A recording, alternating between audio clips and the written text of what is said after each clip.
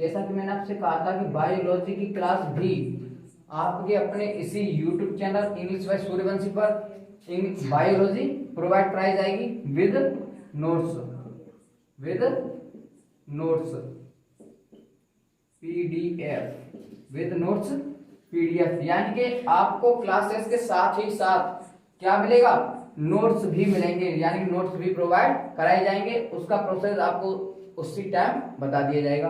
अब बायोलॉजी आपको किस लेवल की और कहां तक की मिलेगी, तो बायोलॉजी मिलेगी आपको 11th की, जहां आपको 11th की फुल डिटेल, 11th की फुल डिटेल उसके चित्र सहित उसकी पूर्ण व्याख्या भी कराई जाएगी। अब 12th की भी बायो, 12th की बायो किस लेवल की होगी, बिल्कुल बेसिक से, यानी कि जितनी भी आपकी बायोलॉजी क्लास होंगी फर्स्ट ईयर की तथा एंड 12th की, वो सभी क्लास आपकी बिल्कुल बेसिक से कराई जाएंगी। हर चीज का एक बेसिक होता है, तो हर चीज के उस बेसिक से आपको बायोलॉजी की क्लास प्रोवाइड कराई जाएगी। उसके बाद हम बात करते हैं 12th की, तो 12th में जो यूपी बोर्ड एग्जाम 2023 के लिए यानी कि 2023 की जो प्रिपरेशन कर रहे हैं, जो बच्चे 2023 में बोर्ड एग्जाम देना चाहते हैं या देंगे, जो बच्चे 2023 में बोर्ड एग्जाम देंगे, खासतौर से उनके लिए जो 12th वाला बैच है,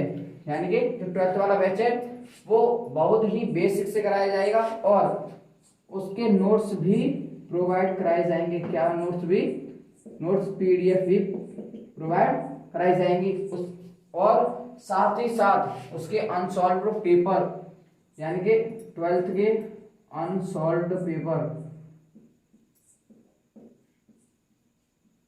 अनसॉल्व्ड पेपर भी सॉल्व कराए जाएंगे प्रॉपर तरीके से, और उनके बारे में बताया भी जाएगा कि किस तरीके से ये क्वेश्चन हल होगा और ये कहां से आया है।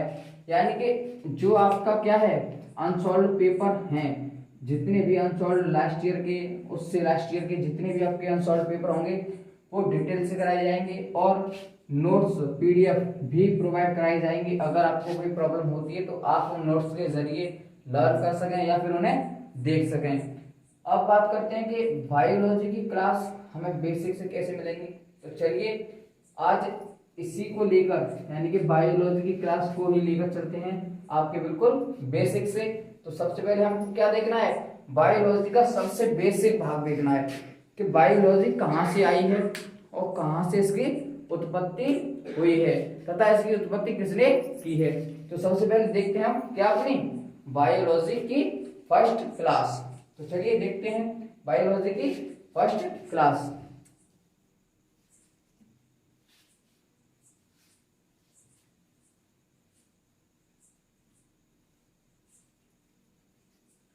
अब बेसिक से हम समझेंगे बायोलॉजी की उत्पत्ति हुई है वो कहां से हुई है, यानी बायोलॉजी किसका भाग है, बायोलॉजी किसका भाग है।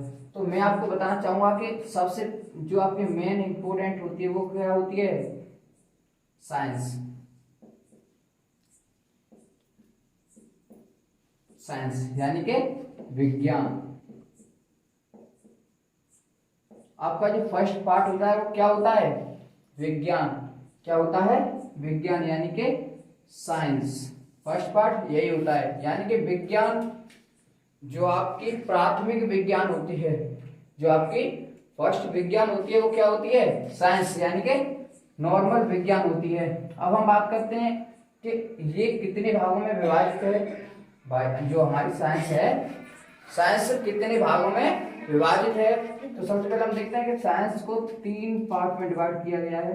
साइंस को कितने पार्ट में डिवाइड किया गया है, 3 पार्ट में डिवाइड किया गया है। और वो 3 पार्ट हमारे कौन कौन से हैं, तो फर्स्ट है हमारा कौन सा, फिजिक्स।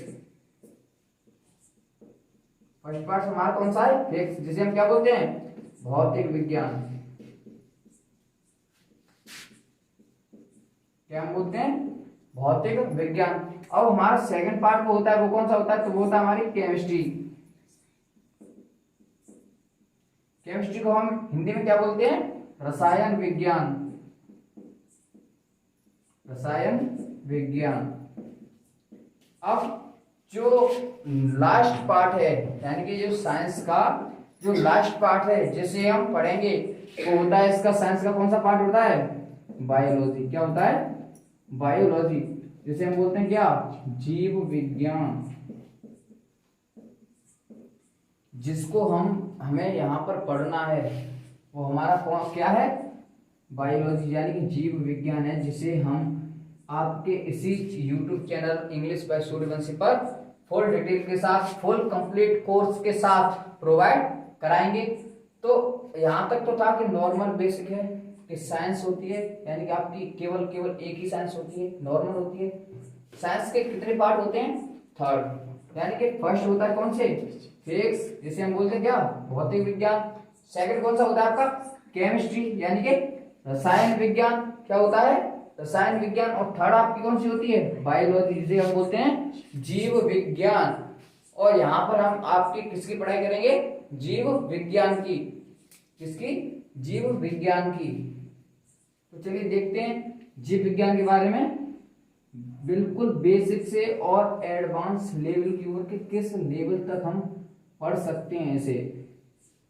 जीव विज्ञान को हम किस लेवल तक पढ़ सकते हैं?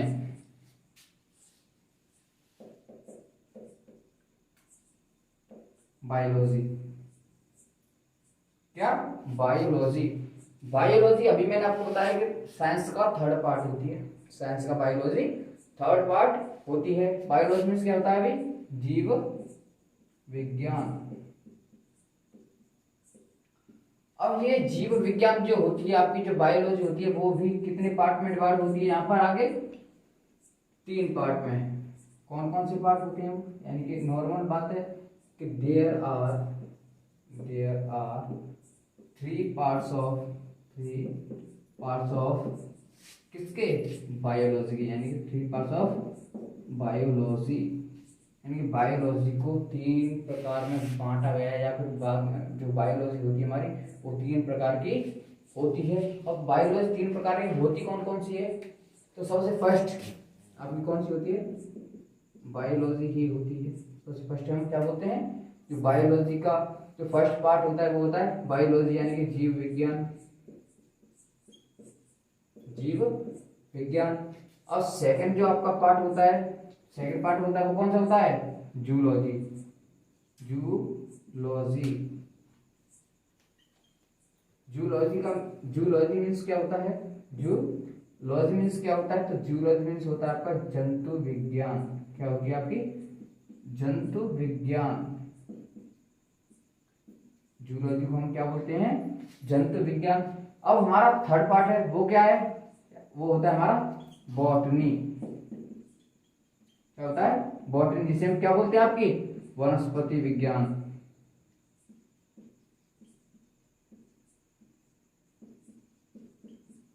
क्या बोलते हैं हम आपकी? वनस्पति विज्ञान। यानी कि अभी तो हमने ये जाना था कि साइंस के 3 पार्ट होते हैं। साइंस के 3 पार्ट कौन कौन से होते हैं? फिजिक्स, केमिस्ट्री और बायोलॉजी। अब हमें पढ़ना क्या है? हमें यहाँ पर आपको क्या पढ़ना है? बायोलॉजी। तो अब हम देखते हैं कि बायोलॉजी के कितने पार्ट होते हैं। सिंपल सी बात है। तो बायोलॉजी के 3 पार्ट होते हैं, लेकिन हम उससे पहले ये समझते हैं कि बायोलॉजी आखिर में है क्या चीज। बायोलॉजी आखिर में क्या चीज है या क्या सब्जेक्ट है? तो मैं आपको बताना चाहूंगा कि बायोलॉजी केवल और केवल जीव जंतुओं के बारे में जो कुछ भी हम अध्ययन करते हैं, उनके बारे में डिटेल से गहनता से अध्ययन करते हैं, उसी हम क्या कहते हैं? बायोलॉजी कहते हैं। ये तो होते हैं उसके बायोलॉजी के पार्ट। बायोलॉजी जीव विज्ञान, जूलॉजी जंतु विज्ञान, और बॉटनी वनस्पति विज्ञान। अब देखते हैं कि यहाँ से बहुत ही बेसिक से, यानी बायोलॉजी से बेसिक से क्या होगा। यानी कि अब हम चलते हैं अपने बेसिक सिलेबस के अकॉर्डिंग, यानी कि बिल्कुल सिलेबस से, बिल्कुल बेसिक से अपने सिलेबस की ओर।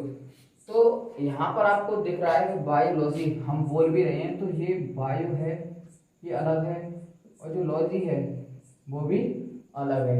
यानी कि बायो और लॉजी ये दोनों अलग अलग पार्ट हैं। ये दोनों अलग अलग पार्ट हैं।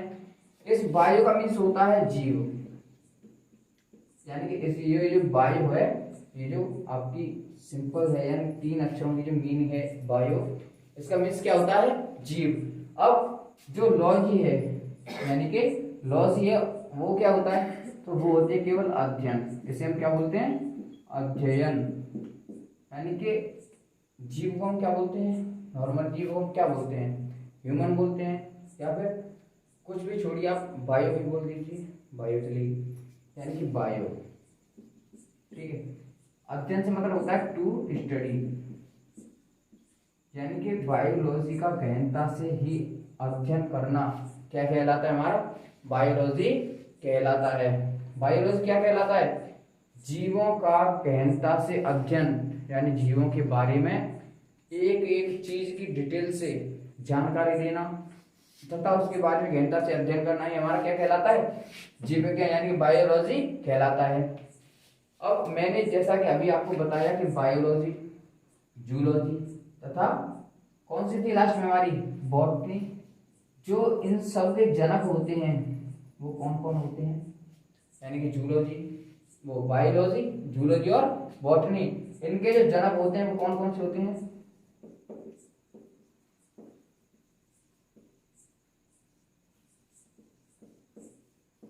यानी कि बायोलॉजी के जो जनक होते हैं वो होते हैं आपके अरस्तु। कौन होते हैं? अरस्तु होते हैं। अगर बात की जाए कि फादर ऑफ बायोलॉजी, यानी कि बायोलॉजी के जन्मदाता या फिर बायोलॉजी के पिता कौन है? तो अरस्तु हैं। अब हम बात करते हैं जूलॉजी, फादर ऑफ जूलॉजी। तो जूलॉजी के जो जनक हैं, जो पिता हैं, वो भी कौन है?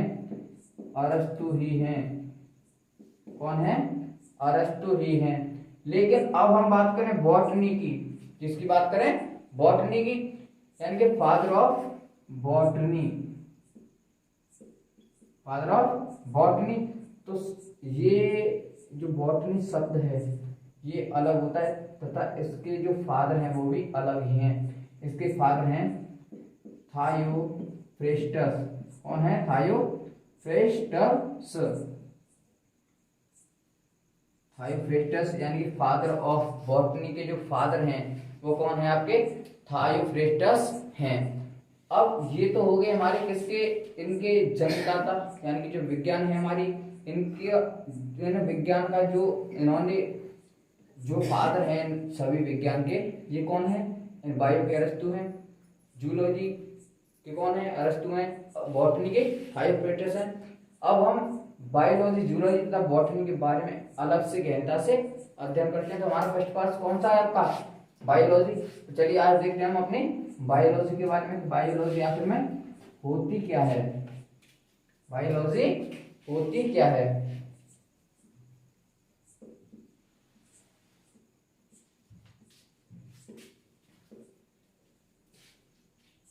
अभी मैंने आपको बताया कि बायोलॉजी क्या है? जीवों के बारे में गहनता से अध्ययन करना ही हमें बायोलॉजी कहते हैं, यानी जीवों के बारे में गहनता से अध्ययन, यानी टू स्टडी, उसी को हम क्या बोलते हैं? गहनता से अध्ययन, यानी कि जीवों के बारे में। और सिंपल सी बात है, अब हम बायो की सिलेबस से स्टार्ट करते हैं। तो बायो की डेफिनेशन क्या होगी? यानी कि जीव विज्ञान। जीव विज्ञान किसे कहते हैं? जीव विज्ञान किसे कहते हैं? इसकी डेफिनेशन क्या है? जीव विज्ञान किसे कहते हैं? इसकी डेफिनेशन क्या है? चलिए डेफिनेशन देखते हैं कि विज्ञान की वह शाखा, विज्ञान की तो वह शाखा है, यानी विज्ञान की थर्ड शाखा है। तो विज्ञान की वह शाखा, विज्ञान की वह शाखा जिसके अंतर्गत,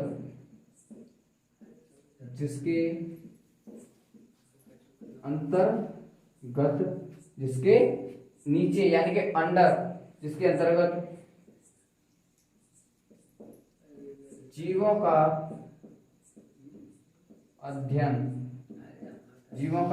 अध्ययन किया जाता है,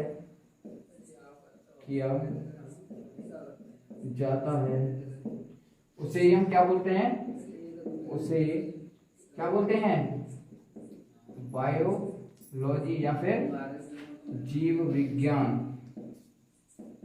जीव विज्ञान कहते हैं। सिंपल डेफिनेशन है, केवल 2 लाइन की डेफिनेशन क्या है? यानी कि ये जो बायोलॉजी है, जो बायोलॉजी हमारी जीव विज्ञान है, वो साइंस का एक पार्ट ही तो है। सबसे पहले हमारी एक साइंस थी, उसके 3 पार्ट थे, कौन कौन थे? Physics, chemistry, biology. अब उसी हिसाब से हमारी जो डेफिनेशन है बायोलॉजी की, जो जीव विज्ञान की जो डेफिनेशन है वो भी इसी हिसाब से है। कौन सी है? विज्ञान की वह शाखा, यानी कि विज्ञान की एक शाखा ही तो है, 3rd नंबर की। विज्ञान की वह शाखा जिसके अंतर्गत, यानी कि विज्ञान की इस शाखा में, विज्ञान की इस बायोलॉजी नाम की शाखा में जीवों का अध्ययन किया जाता है। जितने भी आपके जीव होते हैं, जितने भी आपके जीव होते हैं, छोटे से छोटे कीड़े मकोड़ों से लेकर इंसान तक और भी बहुत से जीव पाए जाते हैं, उन सभी के बारे में क्या किया जाता है? उनका अध्ययन किया जाता है। यानी कि उनके बारे में, उनके हर एक अंग के बारे में हमें डिटेल से स्टडी करनी पड़ती है। उसे हम क्या बोलते हैं? जीव विज्ञान कहते हैं। यानी कि विज्ञान की वह शाखा, विज्ञान की वह शाखा जिसके अंतर्गत हमें किसका अध्ययन करना पड़ता है? जीव, यानी कि जीवों का अध्ययन करना पड़ता है। उसे हम क्या बोलते हैं? बायोलॉजी, यानी कि जीव विज्ञान कहते हैं। जिसे हम क्या कहते हैं? जीव विज्ञान कहते हैं। अब जीव विज्ञान के अंतर्गत हमारे कुछ सबसे मोस्ट इम्पोर्टेंट टॉपिक होते हैं, यानी कि छोटे छोटे डेफिनेशन तौर से 1-1, 2 नंबर के हमारे जो छोटे छोटे टॉपिक्स होते हैं, हमारे जो छोटे छोटे टॉपिक्स होते हैं वो क्या होते हैं? तो चलिए सबसे पहले उनको देखते हैं कि वो टॉपिक कौन कौन से होते हैं।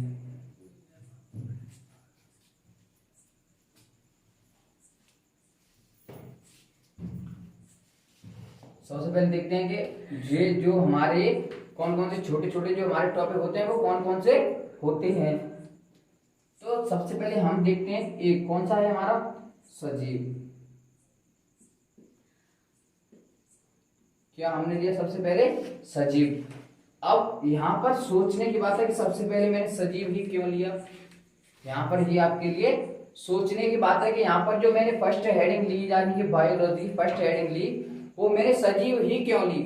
मैं और भी तो ले सकता था, लेकिन मैं आपको यहाँ पर थोड़ा सा बताना चाहूंगा कि हम अध्ययन भी उसी चीज का करेंगे जो सजीव होते हैं, जो सजीव होते हैं। यानी कि बायोलॉजी का मीन्स क्या होता है?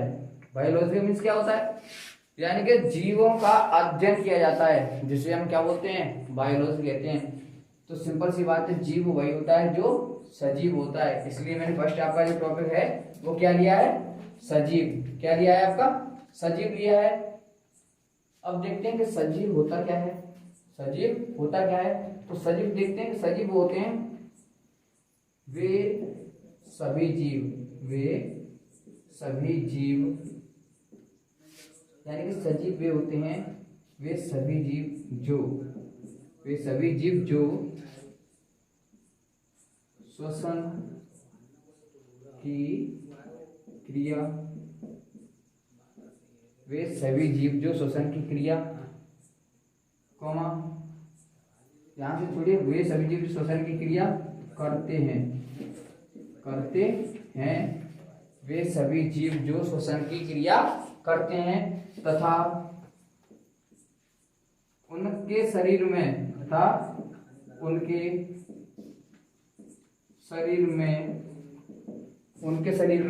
वृद्धि होती है।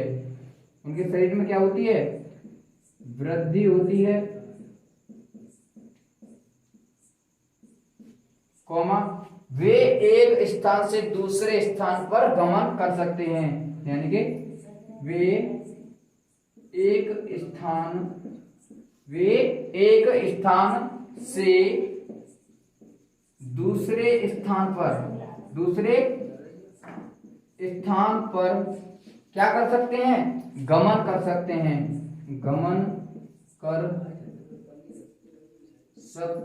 हैं। उसे हम क्या बोलते हैं? सजीव कहते हैं, या फिर वे सजीव कहलाते हैं। गमन कर सकते हैं वे सजीव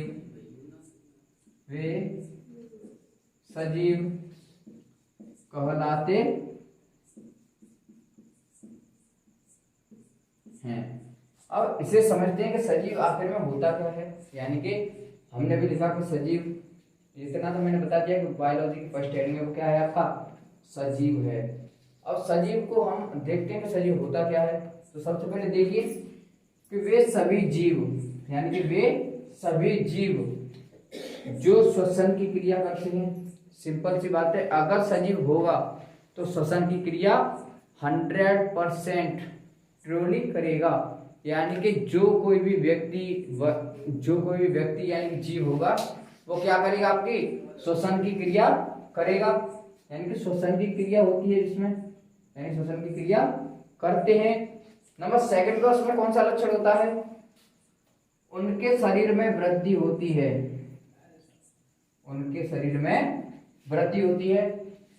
हमें केवल 3 पॉइंट ध्यान में रखने हैं सजीव को जानने के लिए। हमें केवल 3 पॉइंट ध्यान में रखने, कौन कौन से।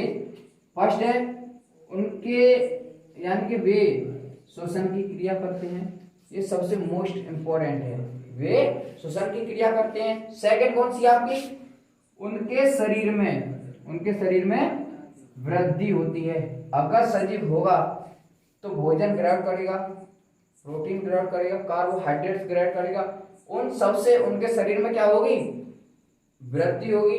यानी कि अगर सजीव होगा, श्वसन क्रिया करेगा, तो ये निश्चित है कि उसके शरीर में वृद्धि भी होगी, उसके शरीर में भी वृद्धि होगी। अब तीसरा लक्षण कौन सा है, यानी कि वे एक स्थान से, यानी कि जो सजीव होते हैं हमारे, वे एक स्थान से दूसरे स्थान पर गमन कर सकते हैं। यानी कि अगर कोई भी जीव सजीव है तो यहाँ पर कॉमन सी बात है क्या, गमन। जो सजीव होते हैं वे एक स्थान से दूसरे स्थान पर गमन करते हैं। क्या करते हैं, एक स्थान से दूसरे स्थान पर गमन करते हैं। लेकिन मैंने केवल यहाँ पर किसकी आपकी बात की है, सजीव, जो जीव होते हैं यानी सजीव की। लेकिन अगर आप तो ये कहें कि, यानी कि अभी तो मैं ये कह रहा हूँ कि श्वसन की क्रिया करते हैं, सही बात है, शरीर में उनकी वृद्धि होती है, ये भी सही बात है। अगर आप मुझसे कहेंगे कि एक स्थान से दूसरे स्थान पर गमन करते हैं, तो आप मुझसे ये भी कह सकते हैं कि पेड़ पौधे एक स्थान से दूसरे स्थान पर कभी गमन नहीं करते हैं, तो फिर ये सजीव कैसे हुए। तो फिर भी ये सजीव होते हैं, क्योंकि इनमें जो 2 क्रिया हैं, वृद्धि वाली और श्वसन वाली, ये पाई जाती हैं, इसलिए ये पेड़ पौधे भी सजीव होते हैं। इससे मतलब नहीं निकलता है कि वे एक स्थान से दूसरे स्थान पर जा पाते हैं, गमन कर पाते हैं या नहीं। मतलब इससे निकलता है कि वे श्वसन करते हैं, फर्स्ट टाइप। सेकंड टाइप है आपका, उनके शरीर में वृद्धि भी होती है। यानी कि पेड़ पौधे सजीव होते हैं और सजीव के साथ साथ वे सभी श्वसन क्रिया करते हैं। सेकंड बात कौन सी होती है, यानी कि वे अपने शरीर में, यानी उनके शरीर में वृद्धि भी होती है, इसलिए भी सभी क्या कहलाते हैं, सजीव कहलाते हैं। क्या कहलाते हैं, सजीव। और ये तो हुई हमारी सजीव। अब इसके बाद हम बोलते हैं कि एक हमने ये भी सुना है कि जो पेड़ पौधों से प्राप्त होता है, जिसे हम आपकी चेयर वगैरह बोलते हैं, चेयर होती है, कुर्सी होती है, टेबल होती है, आपके जो डोर होते हैं वे निर्जीव होते हैं। तो आप चलिए अब उनके बारे में भी जानते हैं कि निर्जीव भी क्या होते हैं। निर्जीव क्या होते हैं,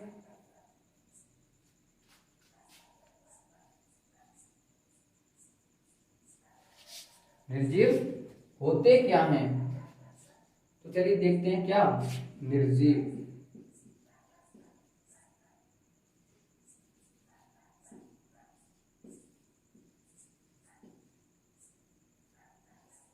निर्जीव यानी कि नॉन लिविंग। और ये जो हमारे जो सजीव था, जो अभी मैंने हेडिंग कराई सजीव, उसे हम बोलते हैं लिविंग। लिविंग मीन्स होता है आपका सजीव, और नॉन लिविंग मीन्स क्या होता है आपका निर्जीव। जो आपका नॉन लिविंग होता है वो हमें पेड़ पौधों से ही प्राप्त होता है। जो हमें प्राप्त होता है वो कहाँ से प्राप्त होता है, पेड़ पौधों से ही प्राप्त होता है। सिंपल सी बात है। जो सजीव होता है वो तो अभी मैंने आपको बता दिया कि सजीव कौन कौन से होते हैं। जिनमें श्वसनिक क्रिया होती है और जिनके शरीर में वृद्धि होती है तथा वे एक स्थान से दूसरे स्थान पर गमन भी कर सकते हैं। उन्हें हम क्या बोलते हैं? सजीव बोलते हैं। और जो अब हम बात करते हैं कि निर्जीव क्या होता है। निर्जीव क्या होता है, तो आपके लिए सबसे शॉर्ट और सबसे छोटी डेफिनेशन है लर्न करने के लिए। आपके लिए सबसे शॉर्ट और सबसे छोटी डेफिनेशन क्या है? वे सभी क्रियाएं, वे सभी क्रियाएं, वे सभी क्रियाएं जो सजीव करते हैं, जो सजीव करते हैं, वे सभी क्रियाएं जो सजीव करते हैं, वे क्रियाएं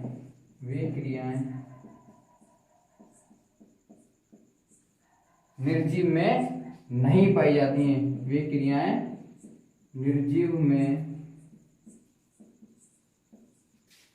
बिल्कुल भी नहीं पाई जाती या फिर नहीं पाई जाती हैं। हम तो यहाँ पर लिखते हैं बिल्कुल भी नहीं पाई जाती हैं, बिल्कुल भी नहीं पाई जाती हैं।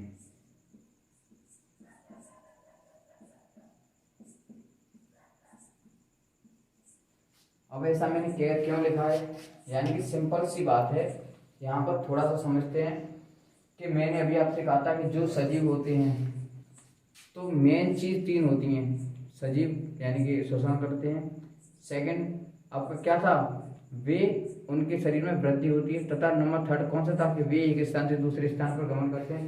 लेकिन उनके उसके अंतर्गत भी, इन 3 क्रियाओं के अंतर्गत भी वो क्या क्या करते हैं, आपकी वो उत्सर्जन करते हैं, यानी कि अपने मल को, यानी कि पोटी को, जो आपकी मल होता है उसे बाहर निकालते हैं, जो मूत्र होता है उसे भी, यानी कि यूरिन को भी अपने शरीर से बाहर करते हैं, त्यागते हैं। तो वे क्रिया कौन कर सकता है? केवल सजीव ही कर सकते हैं, निर्जीव ऐसा तो नहीं कर सकता है। ठीक है।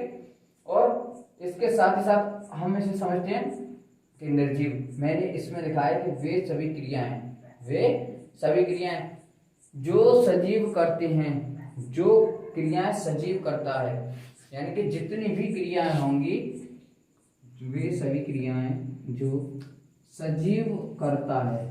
सबसे मोस्ट इंपोर्टेंटली आपका ये केवल एक लाइन का ये है कि वे सभी क्रियाएं जो सजीव करते हैं, वे क्रियाएं, यानी कि जो सजीव में क्रियाएं पाई जाती हैं, वे ही क्रियाएं आपके निर्जीव में बिल्कुल भी नहीं पाई जाती हैं।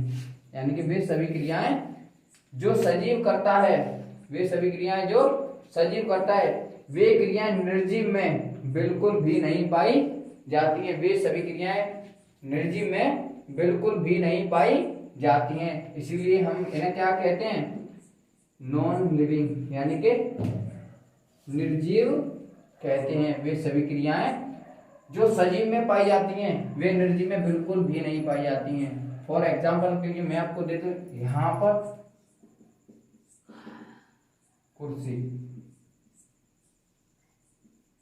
कुर्सी को आप जैसा रूप दे दोगे, जैसा रंग दे दोगे, वह केवल उसी रूप में, उसी रंग में वहीं पर स्थित बनी रहेगी। ना तो वो श्वसन करती है, ना ही उसके शरीर में वृद्धि होती है, और ना ही वो एक स्थान से दूसरे स्थान पर गमन कर सकती है, और ना ही वो कुछ ग्रहण कर सकती है, यानी कि ना ही कुछ खा सकती है, और ना ही अपने शरीर से मल मूत्र यानी कि पोटी और यूरिन को बाहर निकाल सकती है। यानी कि ये जो सभी क्रियाएं होती हैं उत्पादन की और उत्सर्जन की, वे सभी क्रियाएं किसमें पाई जाती हैं? आपकी सजीव में पाई जाती हैं। किसमें पाई जाती हैं? सजीव में पाई जाती हैं। और सजीव के जस्ट विपरीत, यानी कि वे सभी क्रियाएं जो सजीव करता है, वे क्रियाएं, खास तौर से वे ही क्रियाएं निर्जीव में बिल्कुल भी नहीं पाई जाती हैं। सिंपल सी बात है। तो यहाँ से हमारा क्लियर होता है कि नॉन लिविंग यानी कि निर्जीव किसे कहते हैं। अब हम आगे बढ़ते हैं नेक्स्ट लेवल की ओर, यानी कि सजीव और निर्जीव ये होते हैं। तो लेकिन ये अपना भोजन वगैरह कहाँ से प्राप्त करते हैं, कैसे प्राप्त करते हैं, तो चलिए देखते हैं।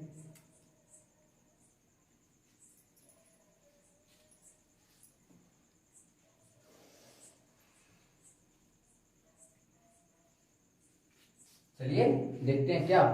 अब सिंपल सी बात है कि अगर सजीव होगा, अगर कोई भी जीव सजीव होगा और जीव वही होगा जो सजीव होगा। अगर कोई भी जीव सजीव होगा तो वो निश्चित है कि अपना भोजन प्राप्त करेगा, या तो स्वयं बनाएगा या फिर किसी दूसरे से प्राप्त करेगा। तो सबसे पहले हम वही देखते हैं कि उसके खान पान की प्रक्रिया। तो सजीव अपना भोजन स्वयं बनाते हैं, देखते हैं कैसे। यानी पहले हम देखते हैं क्या, सपोसी।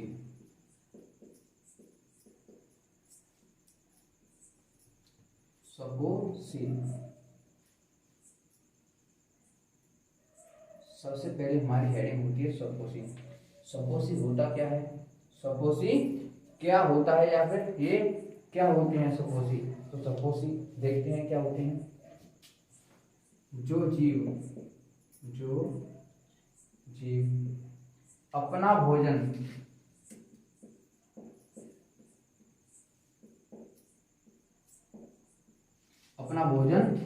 स्वयं बनाते हैं।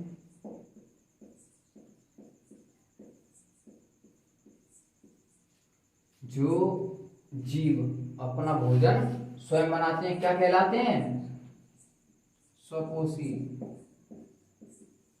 कहलाते हैं। सपोसी कहलाते हैं। यानी कि जो जीव अपना भोजन, वे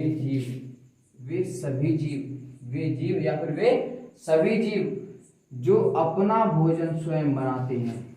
यानी कि जो अपना भोजन स्वयं बनाता है, हम ऐसे भी इसे समझ सकते हैं छोटी सी डेफिनेशन में कि जो जीव या फिर जो कोई भी अपना भोजन स्वयं बनाता है, वही क्या कहलाता है, हमारा सपोसी कहलाता है।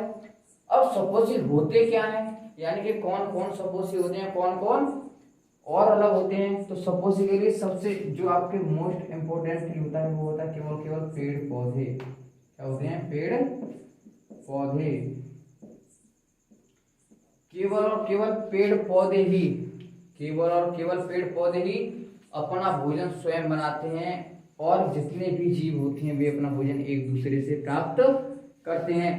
केवल आपके किस पर, लैंड पर, यानी कि इस धरती पर पेड़ पौधे ही ऐसे जीव होते हैं जो अपना भोजन क्या करते हैं, स्वयं बनाते हैं। और स्वयं भी कैसे बनाते हैं, प्रकाश संश्लेषण की क्रिया द्वारा। यानी कि पेड़ पौधे अपना भोजन स्वयं बनाते हैं किस क्रिया द्वारा, प्रकाश संश्लेषण की क्रिया द्वारा। तो हमें तो केवल ये समझना है कि सपोसी किसे कहते हैं, क्या समझना है हमें तो केवल सपोसी किसे कहते हैं। तो सपोसी वे जीव होते हैं जो अपना भोजन स्वयं बनाते हैं, और होते क्या है वे केवल क्या होते हैं, आपके पेड़ और पौधे। केवल पेड़ पौधे ऐसे होते हैं जो अपना भोजन स्वयं बनाते हैं। अब जैसा कि अभी मैंने आपको बताया कि पेड़ पौधे ही अपना भोजन स्वयं बनाते हैं, तो हम हैं, जैसे कि हम भी तो हैं, हम भी अपने हाथ पैरों से ही भोजन बनाते हैं। तो इस प्रकार से तो हम भी अपना भोजन बनाते हैं स्वयं, तो हम भी सपोसी होनी चाहिए, लेकिन नहीं। भेड़ बकरियां हैं, गाय भैंस हैं, ये भी अपना भोजन, तो ये भी नहीं है सपोसी, यानी कि ये भी सपोसी नहीं है। अब हम बात करते हैं सपोसी के जो नेक्स्ट लेवल होता है वो क्या होता है। सपोसी के जो नेक्स्ट लेवल का वो क्या होता है, वो होता है आपका परपोसी। अब परपोसी क्या होता है, सपोसी तो हमने अभी जान लिया कि सपोसी वे सभी जीव होते हैं जो अपना भोजन स्वयं बनाते हैं। अब परपोसी क्या होता है, तो परपोसी होता है कि वे सभी जीव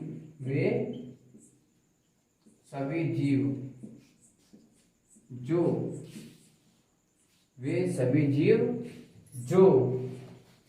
इन पेड़ पौधों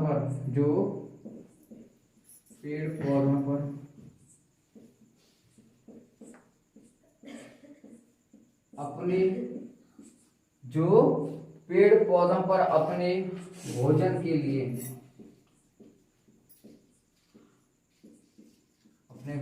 लिए आश्रित रहते हैं। क्या रहते हैं, आश्रित रहते हैं, अपने भोजन के लिए आश्रित रहते हैं। वे क्या कहलाते हैं, आपके परपोषी कहलाते हैं।